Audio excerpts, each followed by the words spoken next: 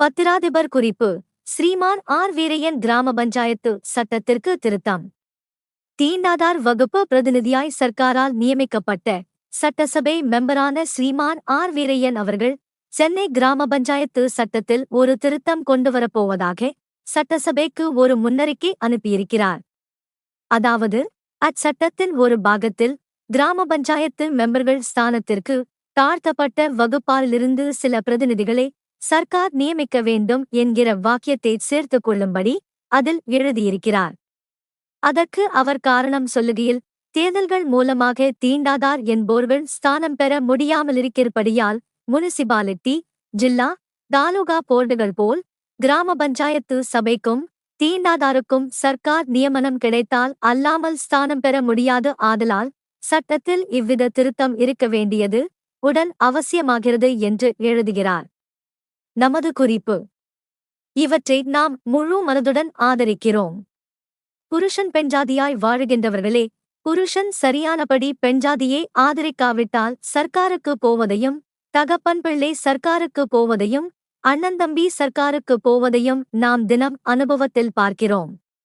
அதற்காக வேண்டித்தான் மனிதர்களுக்கு சர்க்கார் என்பது கடவுளால் அளிக்கப்பட்டிருக்கிறது.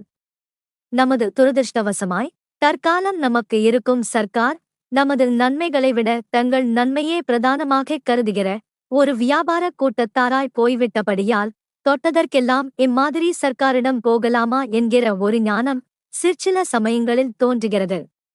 ஆனாலும் மகாத்மாவே இனி கொஞ்ச காலத்திற்கு தம்மால் ஒன்றும் செய்ய முடியாது என்று அலுத்துப் போன பிறகு தற்கால நிலைமையில் ஏழைகளுக்கும் திக்கற்றவர்களுக்கும் பிற்பட்டவர்களுக்கும் பல குறைவுள்ளவர்களுக்கும் தாழ்த்தப்பட்டவர்களுக்கும் சர்க்கார் தவிர வேறு கதி என்ன இருக்கிறது? ஸ்ரீமான் சீனிவாச ஐயங்கார் போன்றவர்களுக்கு தற்சமயம் சர்க்கார் தயவு வேண்டியதில்லை. ஏனென்றால் கொஞ்ச நாளைக்கு முன்பாக சர்க்காருக்கு அனுகூலமாயிருந்து மகாத்மா காந்தியை கூட ஜெயிலுக்கு பிடிக்கும்படி யோசனை சொல்லி சர்க்கார் தயவு பெற்று உயர் பதவியும் உத்தியோகமும் பணமும் ஆள்களும் நிறைய சம்பாதித்துக் கொண்டாய்விட்டது. தங்கள் பதவி குறையாமல் இருப்பதற்கு அனுகூலமாய் தீண்டாதார் முன்னேற்றமடைய கேட்கும் வகுப்புவாரி உரிமையை எதிர்க்க ஸ்ரீமான் ஜெயவேலு போன்றவர்களையும், கிறிஸ்தவர்கள் வகுப்புவாரி உரிமை கேட்பதை எதிர்க்க ஸ்ரீமான் குழந்தை போன்றவர்களையும், முகமதியர் வகுப்புவாரி உரிமைகள் கேட்பதை எதிர்க்க ஜனாப்கள் ஷாபி முகமது அமீத் கான் போன்றவர்களையும், பிராமணரல்லாத இந்துக்கள் வகுப்புவாரி உரிமை கேட்பதை எதிர்க்க ஸ்ரீமான் திரு வி. கலியாணசுந்தர முதலியார் போன்றவர்களையும் அடைந்திருப்பதால் அவருக்கு கவலையில்லை. ஆனாலும் இந்த 4 வகுப்பார்கள் தங்கள் வகுப்புக்கென்று கூட்டும் வகுப்பு மகாநாடுகளில் தங்கள் சுதந்திரங்களைக் காக்க சர்க்கார் தயவைத்தான் நாடுகிறார்கள்.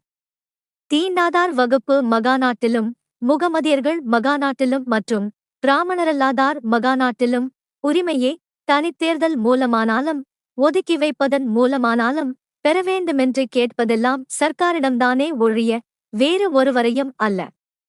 வகுப்புவாரி பிரதிநிதித்துவம் வேண்டும் வேண்டாம் என்பதும் அந்தந்த வகுப்பு மகாநாடுகளுக்குத்தான் பாதியப்பட்டதே தவிர ஸ்ரீமான் சீனிவாச ஐயங்காரால் சுவாதீனப்படுத்திக் கொண்ட தனிப்பட்ட ஒரு சிலர்களுக்கு அல்ல.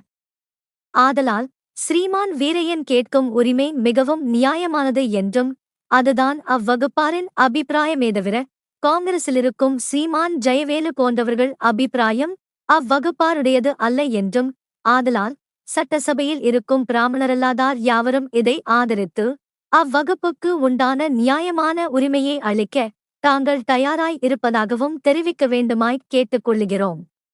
இம்மாதிரி நாம் ஒவ்வொரு வகுப்பாரின் உரிமைகளையும் அவர்களுக்கு அளித்து எல்லோரும் சமம் என்கிற தத்துவத்தை முதலில் நிலைநிறுத்திவிட்டோமானால் நமது சர்க்கார் கூட தமது வியாபார தந்திரத்தை விட்டுவிட்டு யோக்கியமாய் நடந்து கொண்டால் ஒழிய இந்தியாவில் வாழ முடியாது என்று நினைக்கும்படியான நிலைமையை ஏற்படுத்திவிடலாம்.